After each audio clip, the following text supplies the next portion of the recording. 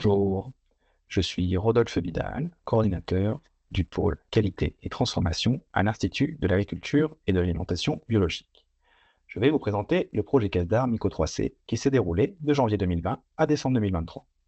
Ce projet collectif avait pour objectif d'identifier et de limiter les risques mycotoxines dans les céréales produites, stockées et transformées en circuit court. Ce projet prend son origine dans les questionnements soulevés dans le cadre du réseau mixte technologique CASAPROV, portant sur la qualité sanitaire des productions végétales. Ce réseau de partenaires a proposé d'évaluer et de suivre le risque mycotoxine dans les céréales produites en circuit court.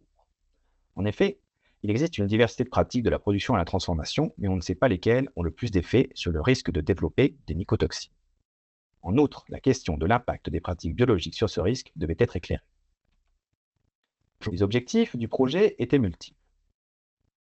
Il était question de compléter les informations des modèles agroclimatiques prédictifs des risques déoxynivalénol existants et de disposer de données fiables sur les contaminations en mycotoxines, en tenant compte de la diversité des pratiques dans cette filière.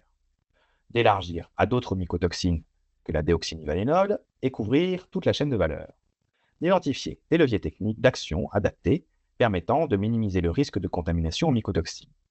Et enfin, de sensibiliser les acteurs et faire évoluer les pratiques pour minimiser le risque de contamination en moisissure et par voie de conséquence en mycotoxines. Le partenariat rassemblait des groupements d'agriculteurs bio et des transformateurs en circuit court. La recherche académique avec 2 unités de recherche INRAE, l'enseignement avec 4 structures de formation, et enfin les instituts techniques agricoles avec l'ACTA et l'ITAB. Pour parvenir à ces objectifs, le projet s'est doté d'un réseau de parcelles, suivi par les différents partenaires. Sur les 3 années du projet, entre 19 et 35 parcelles ont été suivies annuellement. Ces parcelles ont été emblavées avec une quinzaine de variétés de blé tendre et de blé poulard. Des échantillons ont été prélevés pour être analysés sur une dizaine de mycotoxines et leurs métabolites. Les résultats de la partie agronomique ont confirmé le rôle prépondérant du climat, qui écrase par son effet l'impact des pratiques agricoles. Ainsi, les parcelles en climat océanique, ou ayant reçu une forte somme de précipitations à la floraison, autour d'avril, ont présenté des fréquences de contamination en DON plus élevées que les autres parcelles. Cependant, on a pu mettre en évidence certaines pratiques ayant un impact sur la fréquence de détection de la DON.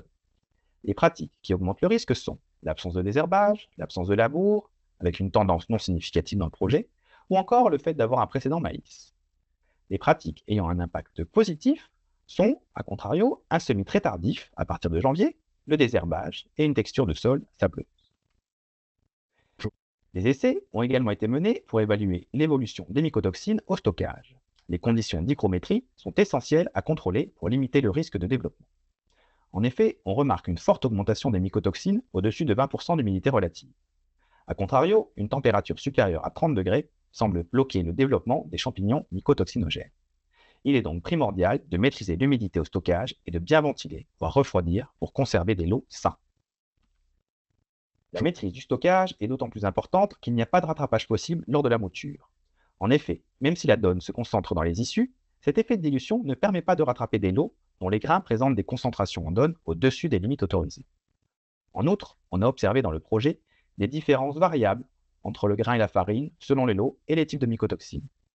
Enfin, entre les farines sur meule ou sur cylindre, il n'a pas été mis en évidence de différences significatives pour la déoxynivalénol. Pour les éniantis, une tendance indique que les farines de meule présenteraient des concentrations supérieures à celles retrouvées dans les farines moulues sur cylindre. Au niveau de la panification, les grains altérés donnent des pâtes collantes et poreuses sans tenue. Les défauts des farines altérées ont été amplifiés par rapport aux farines témoins. Les pains issus des farines altérées sont plus compacts. On observe donc des défauts fonctionnels des farines issues des grains altérés par les mycotoxines. Les essais sur le levain ont permis d'identifier un levier potentiel de diminution des concentrations en mycotoxines, mais cela reste à confirmer. En tout cas, la réduction des concentrations dans un des essais ne semble pas liée aux levures présentes dans les levains. Il faudrait plutôt évaluer l'impact des bactéries lactiques dans les levains. Sur les essais menés sur les pâtes, pas d'impact significatif dans la teneur en déoxynivalénol, du type de séchage ou de l'origine du blé sur les qualités culinaires des pâtes. Par contre, on note une diminution significative de la teneur en DON lors de la cuisson dans un grand volume d'eau versus un volume réduit. Vous trouverez des ressources sur le projet et les mycotoxines dans les différents livrables produits par le consortium, comme un support de formation, les résultats des 2 premières saisons d'essai, une fiche technique sur la qualité sanitaire des grandes cultures, ou encore une liste d'équipes d'analyse rapide pour les mycotoxines élaborée pour le RMT Alchimie, qui a pris la suite du RMT Casaprov. Vous pouvez également accéder aux détails des actions et résultats du projet en consultant le bilan technique disponible sur la plateforme RD Agri, dédiée au projet de R&D agricole. Et bien sûr, n'hésitez pas à contacter les partenaires pour des questions spécifiques. Je vous remercie.